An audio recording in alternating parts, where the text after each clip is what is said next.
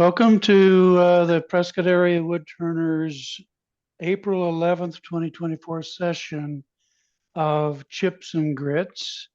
For those who either don't know or may have forgotten, Chips and Grits is actually the easier to say term for wood turning chips and sandpaper grits.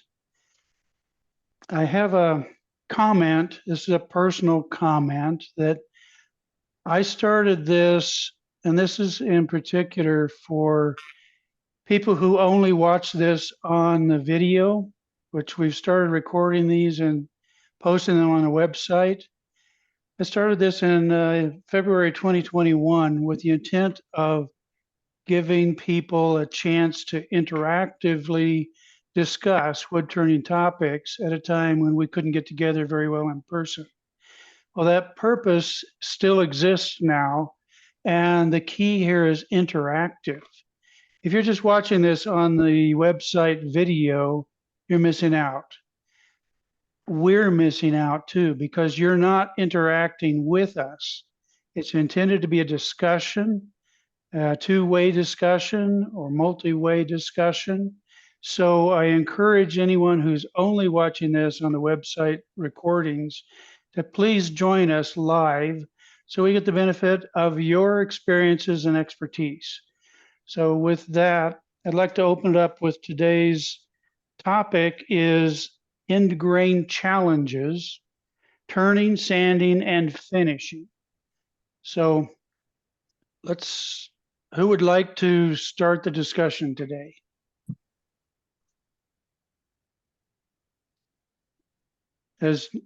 Has everyone, has no one had any problems with turning end grain? I have lots of problems with end grain in that it sands differently. And also I want to add the topic of before you turn, figuring out how do you place that end grain in the piece when you're designing your piece, if anybody has any tips on that also. So it cuts differently than side grain or face grain, which are the same thing according to Spence. So I'm looking forward to some tips on that because sanding is different, planning your bowl even is different as far as where you want to place things. So any of those kind of tips will be helpful to me. Well, I have a comment regarding end grain turning. I have not done a lot of end grain turning, but my understanding is it's not a good idea to put a mortise on a piece of end grain, because you risk a chance of because it's end grain of splitting those the piece of wood if you're spreading in the mortise as opposed to using the using a tenon. Put the tenon on, then you're gripping the tenon as opposed to pushing the wood out. So that's I don't know if other people have heard that or learned that somewhere along the way, but I've heard that from various sources. So take that for what it is, and it kind of makes sense, if you're spreading those wood fibers apart on the end grain. Does anybody else have thoughts on that? Well, I agree. No, go ahead, Jim. I was going to say that I avoid spreading anything if I don't have to, and if I do, expand the chuck into a pocket. I don't make it really, really tight. I'll always, if I can, bring the tailstock up and hold it tight with that, because I have split pieces by over expanding a little bit. So I try and avoid that with a passion if I can. Well, I'd like to point out that anybody who has turned a bowl has turned into grain. Half of the bowl is going to be end grain. So a lot of the problems with end grain turning show up when you're turning a bowl. And I think that's where Kathy is asking, why, how do you look at that and mount it to minimize that end grain? And it's for bowl turning, a lot of cases you have no choice. Well, Ken, So- what I do on mine is I always put a tenon on it, on a bowl or whatever. I leave that to the end. Everything is sanded and done, and then I have the jumbo jaws I put in when I finish the bottoms. That's when I turn the tenon off, so I don't have to deal with other problems with it. It works great. I've did 1,000 bowls that way and never had any problem. But it's I another do this. everybody don't want to fool around with the jumbo jaws afterwards. But I always do it that way. And to start with, I don't. It's a kind of a pain, changing jaws and all this stuff all the time. But I do like 5 pieces at a time always. So then when I come time to do the bottoms, I put the jumbo jaws on and I do all 5 of them at the one time. And I'm done with them then.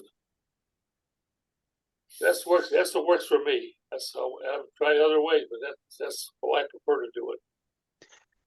Kathy, are you hearing anything that helps you?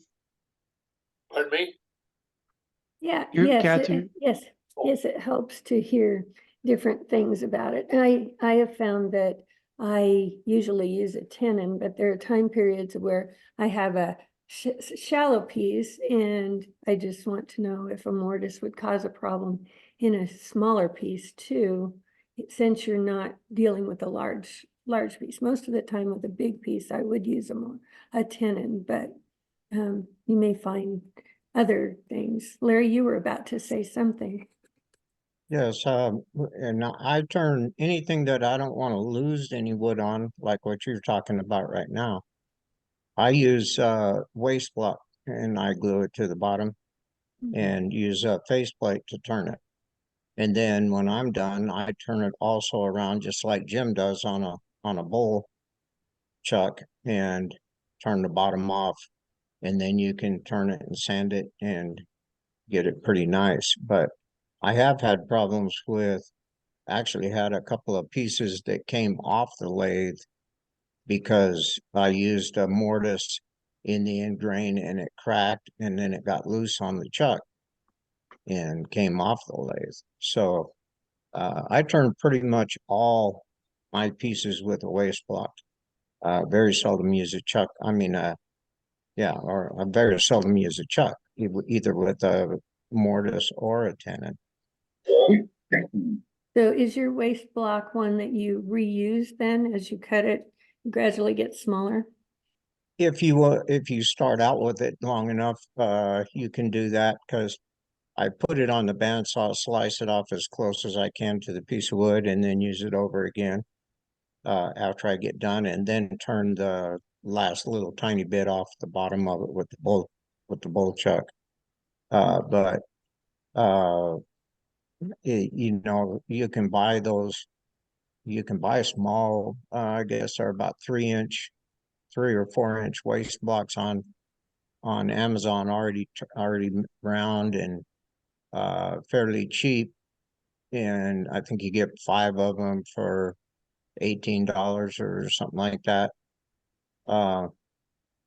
And you can, if you lose it, if you can't use it over again, it's not that big a deal. But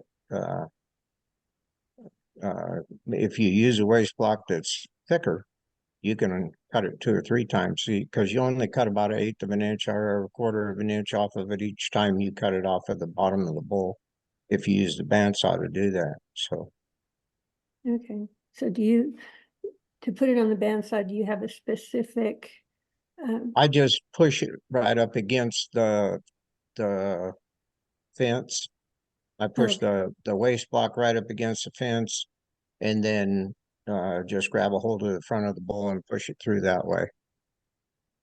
Okay, Never had a problem with doing it that way. So that way you can't cut into the bowl because the fence will only let it cut so deep. So okay, thank you.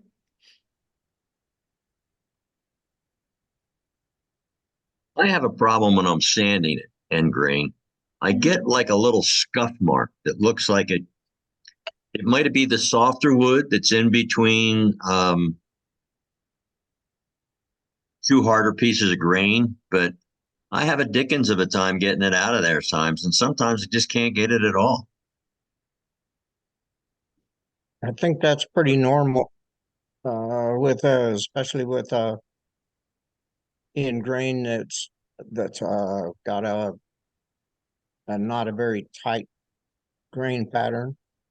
It kind of sands the soft wood in between the hard grains more than it does the hard grain. And then when you finish it, it actually leaves those lines in there, really hard to get rid of. Sometimes I'll put a lot of finish on it in the beginning and sand that finish down 4 or 5 times to try to get rid of that. Sometimes that works, sometimes it doesn't. I've had that problem, Rick, more on side grain, where it's a very hard and soft side grain. And sanding it, it'll chew out the softer part of the grain. I haven't really experienced that on the end grain so much. What kind of applications have you experienced that? Is that on a bowl or Yeah, it's some on a other kind of bowl. turning? It's on a bowl and it's on the side. And every time that bowl goes around, you're hitting end grain twice. Mhm. So that's where I'm getting that it just looks like a bad scuff mark. It looks and it seems like the harder you sand it, it doesn't go away. It just seems to stay there. So Have you tried applying sanding sealer to the end grain before you try to sand it?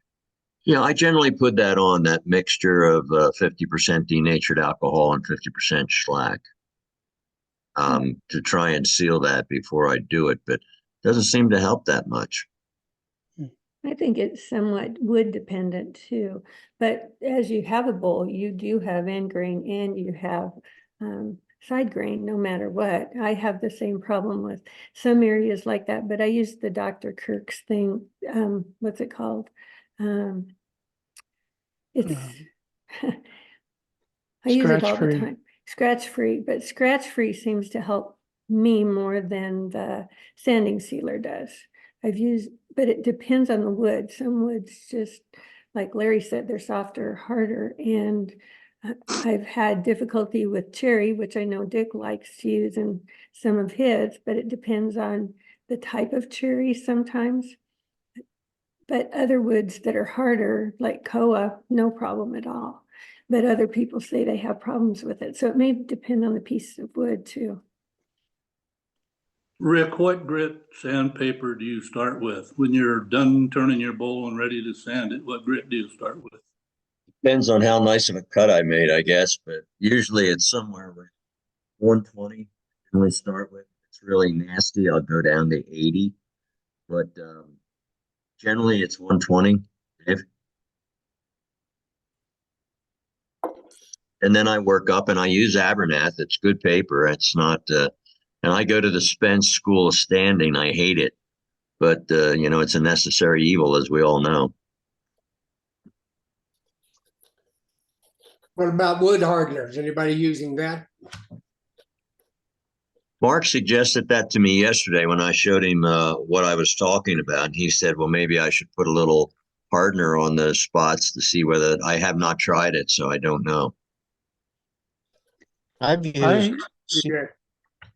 Go ahead. I've used CA glue a few times. If it's real soft or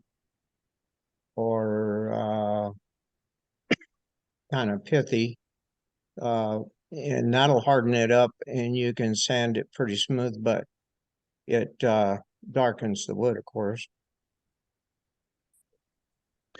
I've used sanding sealer as a mixture of 50% white, what do you call it? Wipe on lacquer and lacquer thinner. I cut it 50-50 and have used that as a sanding sealer.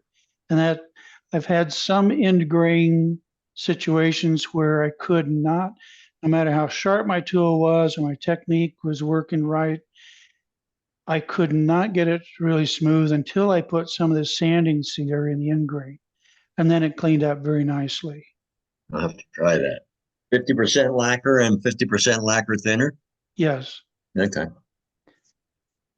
I like that as a sanding sealer, but unfortunately, I can't use it anymore around our particular workshop. Kathy has some respiratory issues with the fumes from the lacquer. So that's actually a health consideration. I had a piece of wood one time that it didn't matter what I tried, it was difficult. So I ended up, after Dick taught me about wet sanding, because he used that on some project when he was mentoring us one time. And I wet sanded with walnut oil, and it actually took care of all the scratches on it. And it had a seal when I was finished, so it kind of multi-purposed it by wet sanding rather than, because it did the finish at the same time. But I can't remember what wood that was, but that was the only thing that seemed to work. Has anybody tried reversing a machine sanding between discs? That's what I've been doing recently, and it really minimizes the fuzz. That fuzz is just, particularly on maple, is just fine fibers. And if if you, no matter how much you sand it, if you continue to sand it in one direction, it'll keep pulling the fibers off. If you reverse, it seems to, for me, it seems to minimize that issue. Spence, what do you do to prevent your chuck from unwinding off of the lathe? Do you tighten down the set screw when you go into reverse? No, but what I do is I really put a hurt on tightening it. Oh.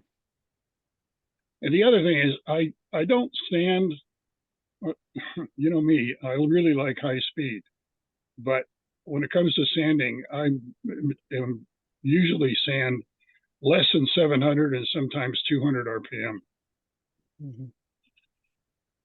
You know, I've had a little different experience. You know, I'm always being told to go at a slower speed, but for those end grain problems, what I found is if I go up to about 1200 and then use my sanding paper with either a bare hand or a very thin glove, if I generate heat, I know I'm pushing too hard, because a lot of my problem has been I see the scratches produced by the sandpaper, especially on that end grain side, and then a fairly rapid back and forth motion across it so that you don't get those linear lines. But if you're holding that sandpaper and you're getting heat, then you're pushing way too hard. And I've had very good success with getting some fairly nice finishes doing that. Has anybody else tried that? No, but I Bruce, will. that's a good point. I use Abernet usually, and it's just a single thickness. So it's not the folded sandpaper. And I hold it in my hand, so I know right away when I'm applying too much pressure because it gets hot very Yeah. quickly. So that's a good feedback to either slow down the speed or slow down the pressure. I mean, relieve the pressure. But I find that's an effective technique. Yeah, Anybody relieving the else? pressure has made a big difference for me of, you know, not having to go back and try to sand out big lines that I've created. And it seems to work on the end grain very well. Mhm. You mentioned this speed, Bruce. Early on, I was told never go above about 500 or 600 RPM. When we were in our classes up at Craft Supplies with Kirk DeHeer, I noticed he was sanding at much higher speeds. And so I asked him, well, why are you going so fast? He said, well, he didn't answer the why so much, just how. He says, if I turn a piece at, I don't know, let's pick a number, say 1500 RPM, he'll cut that in half for the sanding. So that's still 750 RPM, pretty fast. So I've just kind of backed away from worrying about the speed when I'm sanding. I instead just kind of watch what's the response of the wood to how I'm sanding. Well, one of the things that I learned was, in making pens, I will sand on a wood pen. I'll sand often at 2000. Mm-hmm. And just real light pressure. If I have any heat buildup, I'm pushing too hard, and then going back and forth very rapidly with a soft pressure, and it works. And I started doing that on the bowls at 1200, and it worked. Mm-hmm. I think the constant motion is also a key that you're pointing out.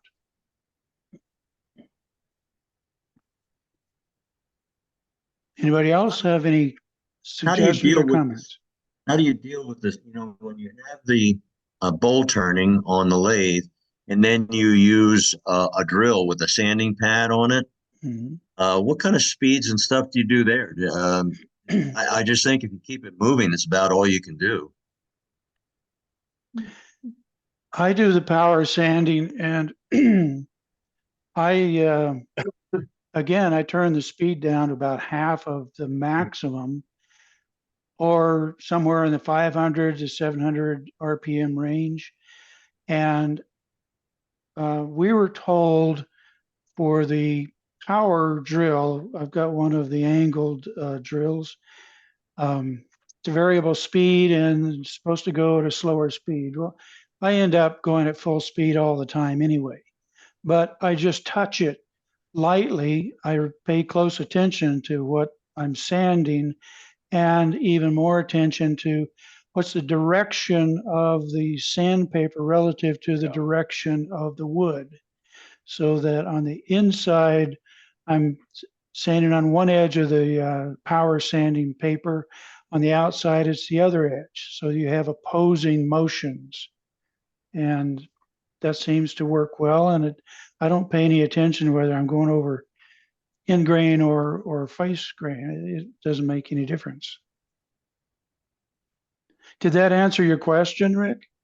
Yeah, I generally turn when I'm doing that at 100 RPM. And what I'm finding is if you have the bowl turning and you just put the drill up to the bowl, it will turn the sanding pad.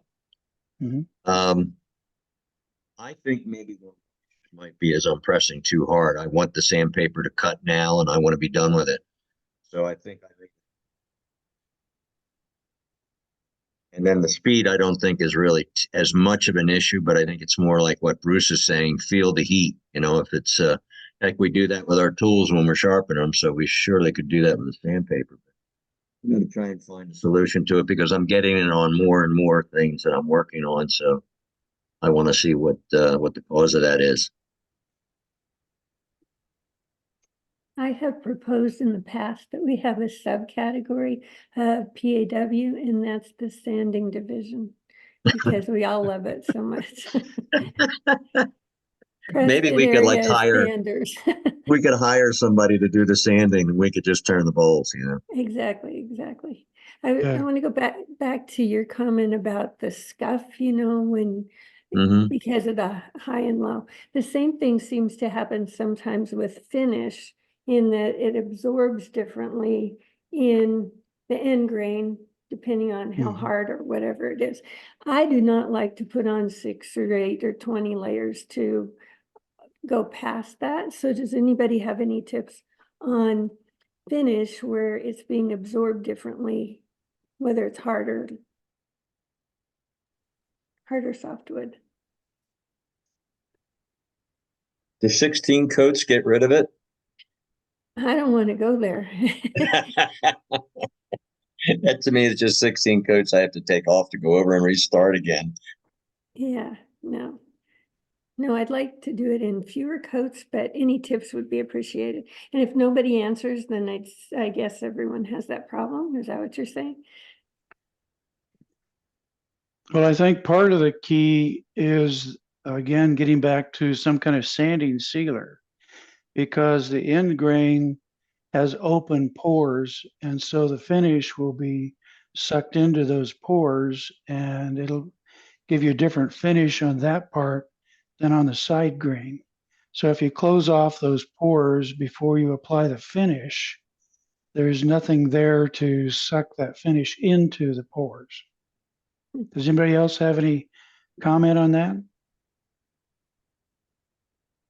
Well, I might have mentioned this before, but I have a new favorite. It's a sanding sealer, but it follows all the way through to the finish, and that's General Finishes Armor Seal. The first two, sometimes three coats, the shine doesn't come through. It's still in the process of sealing those pores. But after the fourth coat, the shine comes through beautifully and gives me a really, really nice finish. I really like it a lot. But the drawback is waiting for it to cure in between applications. So as opposed to going to something like I don't know, a tung oil finish or high-speed friction polish or something like that. But I like this finish on Armor Seal. So be that as it may, I don't know if anybody else has tried it, but I like it. Does anybody have any feelings about sanding sealers with or without the nitrocellulose in it? I hear some people using just lacquer and lacquer thinner. I use Def's sanding sealer, which has nitrocellulose, and it gives it a really nice feel. And then I have to figure out what I do above it. Any other opinions about using that product? Bruce, I've used Mylan's cellulose sealer, and I've put that under that as well. Yeah, and I've been pretty pleased with that and underneath the friction polish. But this most recent bowl I did, other than the bottom of the bowl, the rest of it, I thinned wipe on poly with mineral spirits by half, and 2 or 3 coats of that, and boy, did it soak in. And then I ended up with like maybe 3 or 4 more coats of regular poly. And I was really pleased with the finish, other than the bottom. But I think thinning the wipe on, obviously wipe on poly is already thin, but thinning it even more with mineral spirits, boy, did it soak. Oh, okay. Did it soak uniformly on the in grain and the side grain? You're muted, Chuck. After I put on the first coat of the thinned wipe on poly, you almost couldn't tell that I had put it on. It soaked in so well.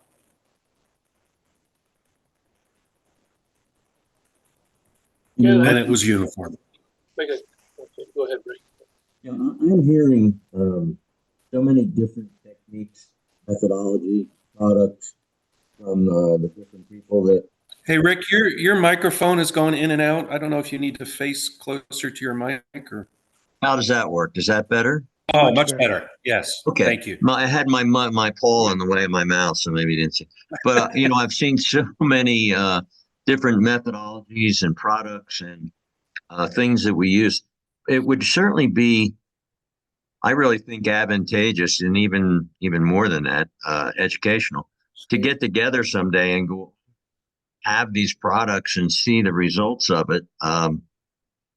Maybe once a week or maybe we could even do it on Zoom where one person goes over the procedures that they use and the products that they use and the results that they're getting. I think we could all learn an awful lot from that. That sounds like it could be a good topic for Tuesday demos. It probably could be. I have to get Zimmerman on the chips and grits to hear that, but we'll work on that. But yeah, I think it would be a great idea to I mean, Mark's using the general products, and I use almost all the time wipe on poly. I like the results I get, but I'm getting some of the scuff marks and stuff recently that really are driving me crazy. I've done 3 bowls here, and I think in the last month, and I can't get rid of them. I did one where I put that copper powder in it, and I couldn't get rid of that one. It kept coming back, and then I did one with black CA glue, and I was about ready to.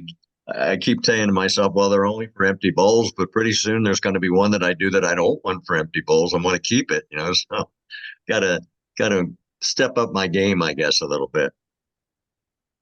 How do you think we could make that work?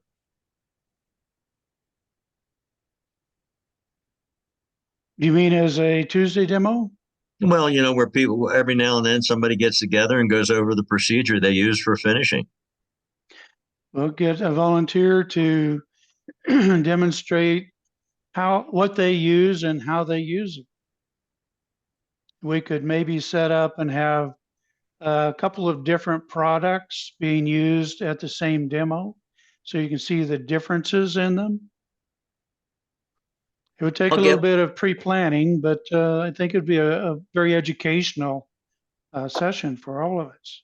Yeah, I think so too. I'll get with Bob and see if I can have him maybe do a Tuesday demo like that where we could go over the different techniques. But every time someone talks, I hear, well, I use this and I do it this way and I change speeds.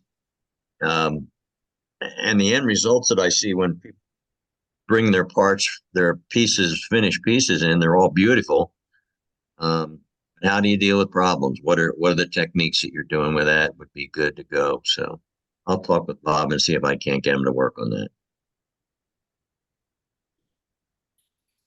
A few people in the club do some spray on lacquer or spray what's the other one?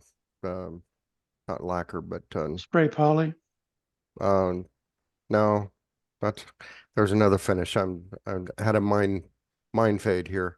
But anyway, John Armstrong does spray lacquer a lot. And I have done some spray, but there's a drawback to that. You really have to be careful for runs. If you stay too long when you're doing the spray, stay too long in one spot, you're gonna have a run. And then you have to, if that happens, then you got to wipe it off right away, and then you got to start over, sand it down again. But if you do it right, you can end up with a real nice finish. But I don't know if anybody else has done it, but I have only limited experience with spray on lacquer. Shellac, and that's the word I was trying to think of. Spray shellac. But so anybody else done any spray at all? Mark, I I- frequently use it. Do you? Yes. I use For it almost, oh, go ahead. I was going to say particularly for art projects and like my beaded bowls or beaded platters, they're not going to be used like a functional item. They're more an art item. So I don't worry about needing to be washed off, such as a bowl. I prefer to use poly on bowls or Danish oil or something like that. But for the art items, I use a spray lacquer. And in particular for the beaded items, I use it specifically because it's going to be very hard to get between the beads if I'm trying to wipe on something. So, and I have not had the problem with runs, Mark, that you're describing. And it's perhaps because what I do is I have a little spray booth, and what I do, I have a Lazy Susan in there. So I put the item on the Lazy Susan, and I'm continually turning the item as I spray, and I only spray for a very short time period. So I get very thin coats. And lacquer is dry and ready for another coat within about 15 minutes.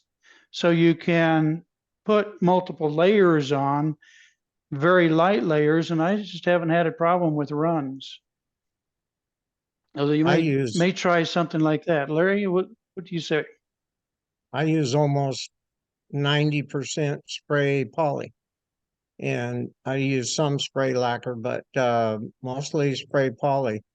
And what I found with spray poly, especially on the inside of a hollow form, always really hard to spray in there without getting it too thick. So in order to keep it from running on the inside, I'll spray it and then I'll just turn the lathe on it about right around 50 or 60 RPMs Mhm. and let that just turn, and it just flows that run, or it keeps it from having a run. But you know, I usually put 2 or 3 light coats on a piece, and then I finish the last coat, especially if I can still see some sand marks in it. I'll put the last coat on just a little bit heavy. And obviously, if you just have to learn after a while just how heavy you can get it without getting a run. And it's it's not too bad once you've done it for a while. You still get a run every once in a while that you have to take out, but most of the time I can get it finished without one, and it puts a nice thick smooth coat on the piece that you're spraying.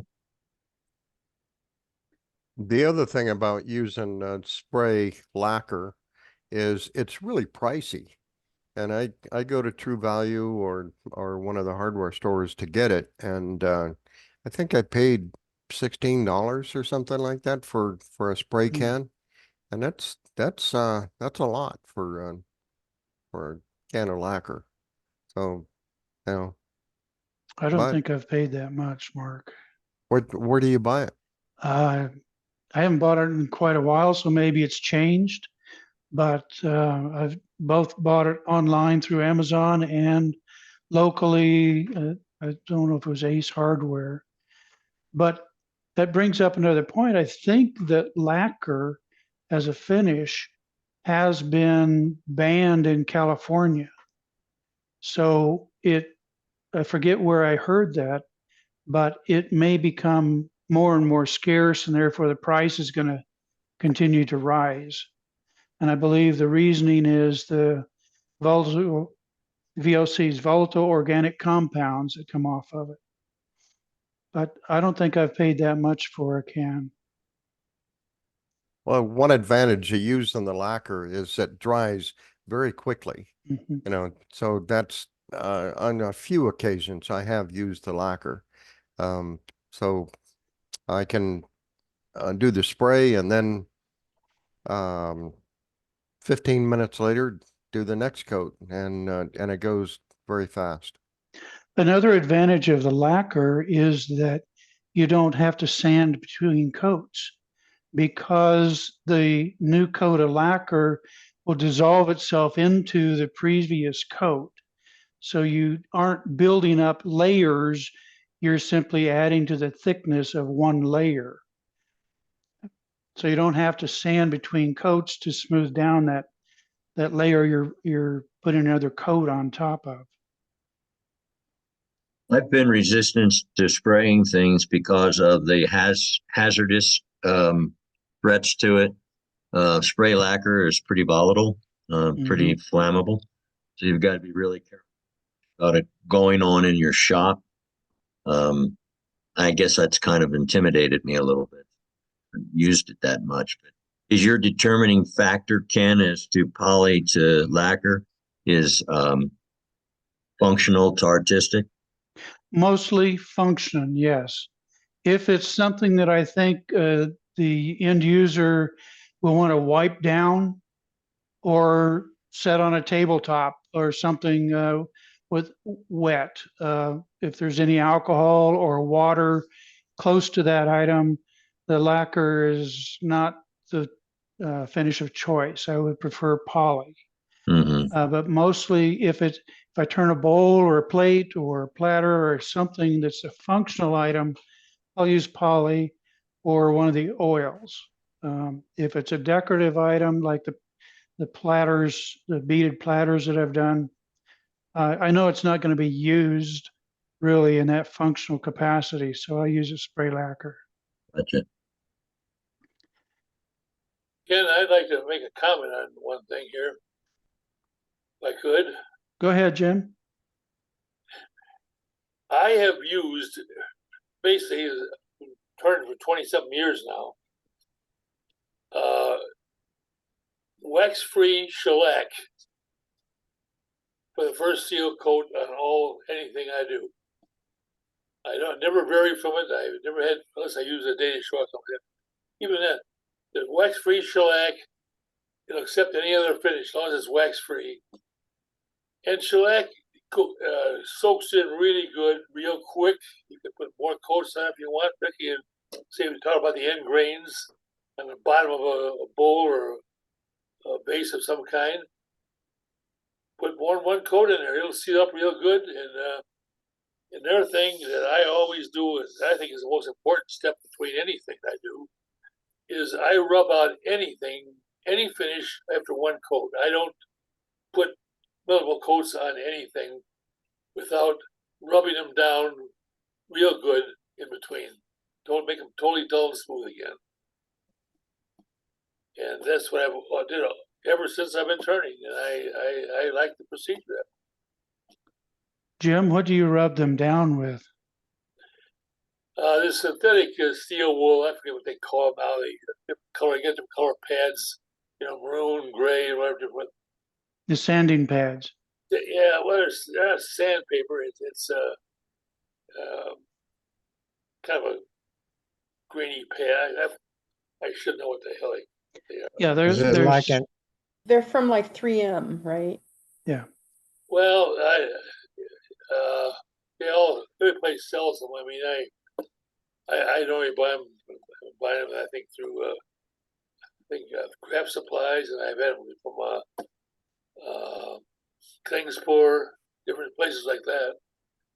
But they got different. Like they got the white pads are basically not abrasive. It's a polishing pad. Then they got green, they got gray, they got maroon, brown, different roughnesses. But I basically use a maroon pad for everything on it, get it down like that, tack it off real good at the end, and after the shellac, then I put my polyurethane on it. Yeah, those pads are graded just like steel wool is graded. Yes. So the white is an equivalent of the 404-aught steel wool. Gray is 3-aught. Burgundy is 2-aught, and green is 1-aught. So if you use steel wools with those grades, these pads are an equivalent. I use them all the time. I don't even use steel wool anymore. I just use the pads. Right. Well, you don't get all of the little piece of steel can come off it and get stuck in there. So no iPad, but I always tack them real good before I put the next coat on anything. But I think the most important step in any kind of finishing, as far as I'm concerned, is rub them out good between each coat. And if you put your final coat on, and you're done. And I buff them after that, but it's worked fine for me. So Jim, what color pad have you been using between coats? Well, I normally go with the maroon. Maroon. It's a little bit coarser. I find it takes a little more off, a little quicker, and some of these are very smooth. So that's what I'm kind of stuck with all the time. I have some gray and I have some white. Once in a while, I spot if I want to say I can't get a buffing wheel inside something I want to polish up good after, I'll use the white pads to kind of polish with them. But that's what I use. It's worked for me. It's put that way. Maybe everyone else like do it that way, but that's how I do it. far as you're talking about spraying, spraying to me just makes a mess of everything. It's inside out. If you got a booth, that's fine to spray them in, but I think you're still better with a hand rub, applying your stuff with my hand and rubbing it out. Yeah, you slop on your use a polyurethane. Slap it on good, but you take a good rag and you wipe it off real good and everything. But you don't have any excess on there, and there's no runs afterwards.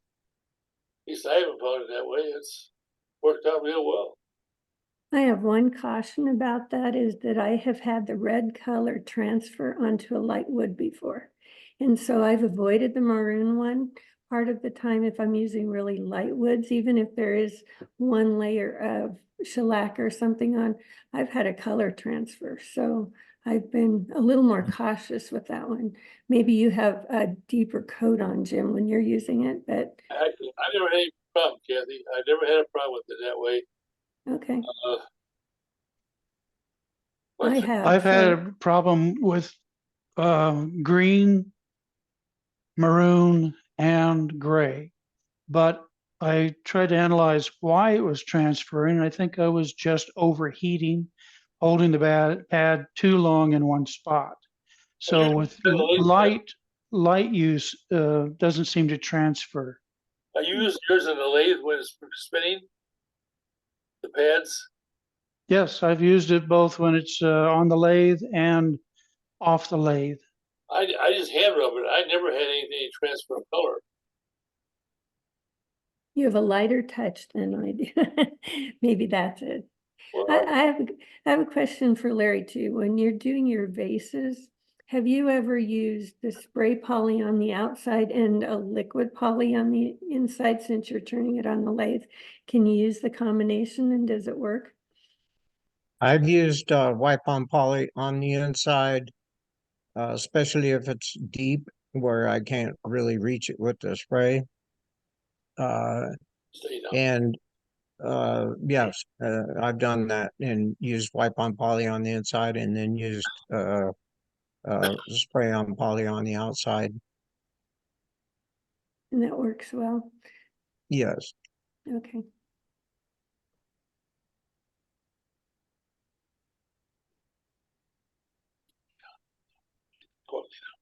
Anything else on end grain challenges? For when you're turning it, what's the experience? Sharp versus dull? I think I know the answer to that. Any Oh, other turning suggestions to turn through end grain and get it as smooth as possible? Greener wood is always nicer. Spence, I think I saw you saying something, but you're muted. Yeah, comment. I like turning end grain bowls a lot. Mostly I use a bowl gouge, but when it comes to end grain loves scrapers, and Really? you can get a 220 to 320 finish just with a scraper on an end grain. And so I frequently will I'll rough out the inside of a bowl, but when I'm finished, when I'm within close to being finished, I'll move to a scraper full time. I don't ever use a scraper on the outside. Just use a really sharp tool. But I like the way a scraper hits end grain. Spence, I agree with you. I turn everything is end grain. I don't care if it's a great big platter. I'll cut a slice off of a piece of trunk that's big enough so I'm doing the end grain from it. And I scrape everything on the interior of the old Stuart Vandy scraping that 40-40 thing routine on it, the angles. I get a nice side scraper that really deep in there with that doesn't catch. And best way to go as far as I'm concerned. You sharpen that and put like a nice burr on it fairly often as you're scraping it to get that good clean cut, or do you just use a scraper? Uh, how do you do that? I work, uh, I work with a burr and different sized burrs for different sizes of wood. And thanks to Dave Madden, my sharpening system is set up to a point where I can go back and forth between the lathe and the grinder very quickly. And so I'll scrape an area maybe an inch and a half or 2 inches long. That's it. Then I'll resharpen because I work with the burr, and it works really well. That's what I've found. So that's why I was asking that. Yeah. Does You know, anybody something use that I've the, started to do is using cabinet scrapers, and that again, that last bowl I just did, I think the finish came out incredible. I think after a cabinet scraper, I was able to start sanding with 320. And if you're interested in using a cabinet scraper, Rockler sells an incredibly convenient tool. It's a 4-in-1 that it files the edge, burnishes at the edge, or files it. Anyway, it's 4-in-1. I forget what the 4 steps are, but it's a really great tool. And those cabinet scrapers, I got a set of 3, pretty inexpensive. And I was just amazed how nicely it finished the outside. It's a little more difficult on the inside because of the concave angle, but on the outside, a flat cabinet scraper does great. Does. I've used them. Oh, good. I've used them too. What you're doing is you're flattening it, you're polishing it, and then you're rolling the burr on it. Right. Vince, you said something about different sizes of burrs, or did I misunderstand you? So when you're sharpening it, how are you making your burr size different? It's a function of the wood that I'm using. I'm right now using some Bacote, which is a fairly dense wood but oily, and I use a fairly large burr. When I'm sharpening it, when I'm making my burr, the first thing I do is take a diamond card and remove whatever burr is on it. Then I go back and put it on. And the way that I vary the size of the burr is how much pressure I put on the grinder. The softer the wood, the larger the burr you want. The harder the wood, the smaller the burr.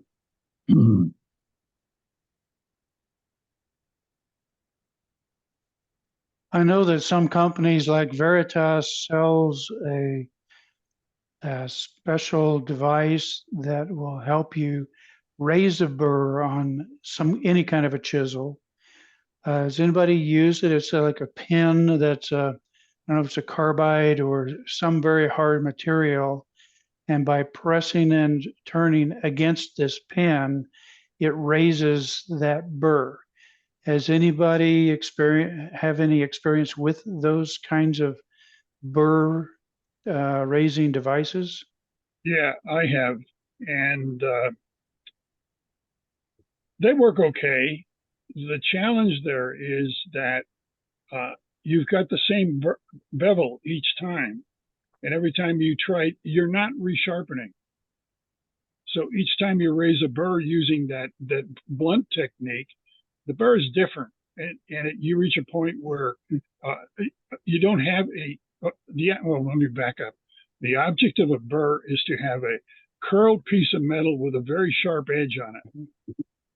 You're cutting with the sharp edge of the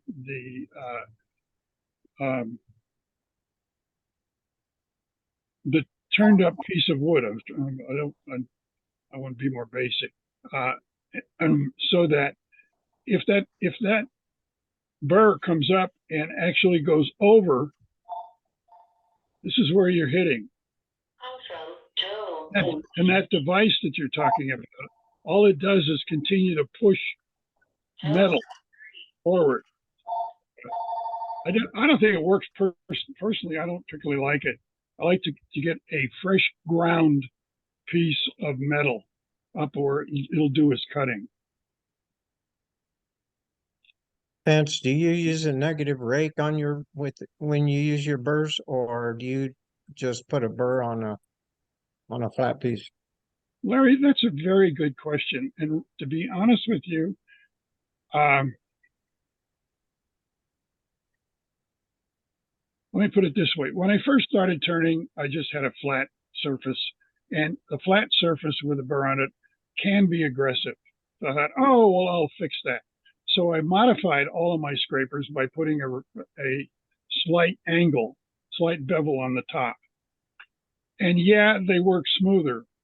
But the bottom line is that just yesterday, I was looking at my tools, and that reverse bevel is gone. And I don't use it anymore. And I like the results that I'm getting by not having a negative. Now, does that say that I won't ever use it? No, it doesn't. It just is, frankly, I don't have an opinion one way or the other. Okay. Yeah, that's what I've done with mine. I've put negative rakes on them, and seems to me like I can get a well, for one, it's easier to take a real light cut with it than Agreed. it is if you have just a flat scraper with a burr on it. You can get in there and take a bigger cut than you want. So the negative rake seems to take a lighter cut and really make it smooth. So I agree. But the other side of the coin is if you've got a relatively bumpy surface, really have to work a lot to get all the bumps up. Where I agree. If you have something that is more aggressive, maybe there's a combination of both. Maybe you should have both.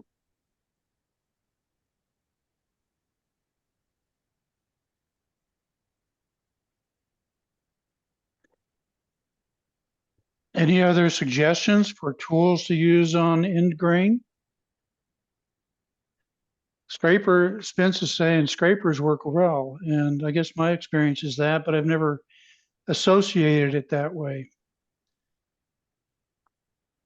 Sharp bowl gouge also works well up to a point.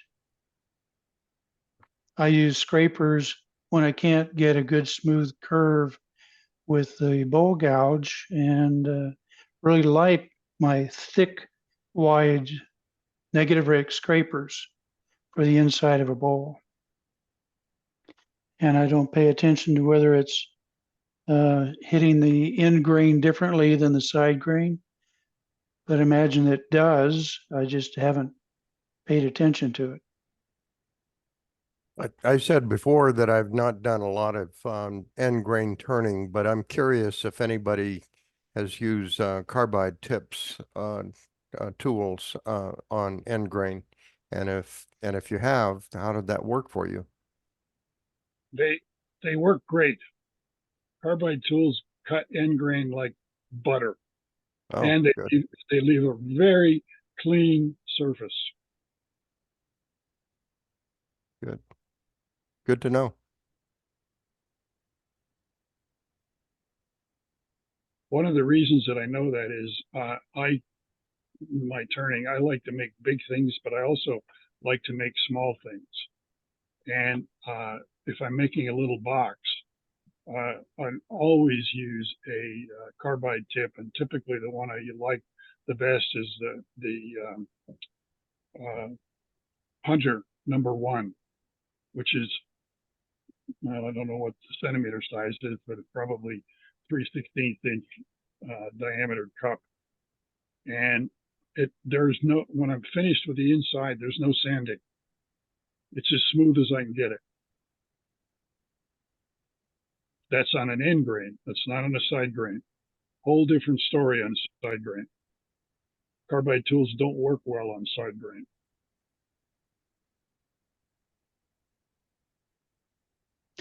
Spence, are you using just a round cutter or a cup cutter? It's round, but I think it's one that kind of goes like this. The cup shape. Yeah, So in essence, what that's giving you is almost the same thing as the burr we've just been discussing. exactly. Do you turn that at a slight angle as you're bringing it around, or do you Yeah. leave it? Yeah, I use an angle. Yeah. But it's magic as far as I'm concerned. There isn't any other tool in my kit that can do what one of these things can do on a small piece. I think that's probably because you're really making a shear cut with that when you turn it at an angle. So Mhm. you're like a shear cut with a burr, pretty much.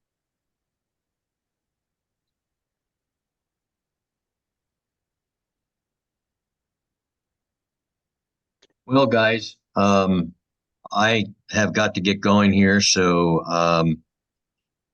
if you're done, I will talk with you later, and if not, I'll see you later. So I'm going to have to leave right now. So we just Well, talk with thanks you all for later. participating, Rick. Yeah, it was great. Learned a lot here. I have a couple things.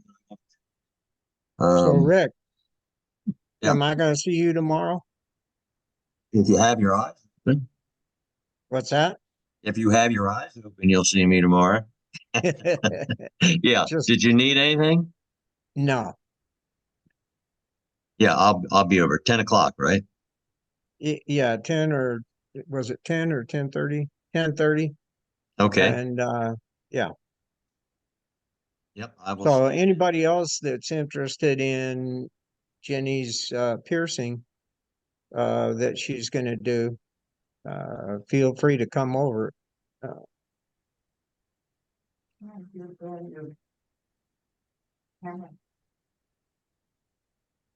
All right, guys. Wait. Thanks a lot. All Talk right. with you Bye, later. Rick.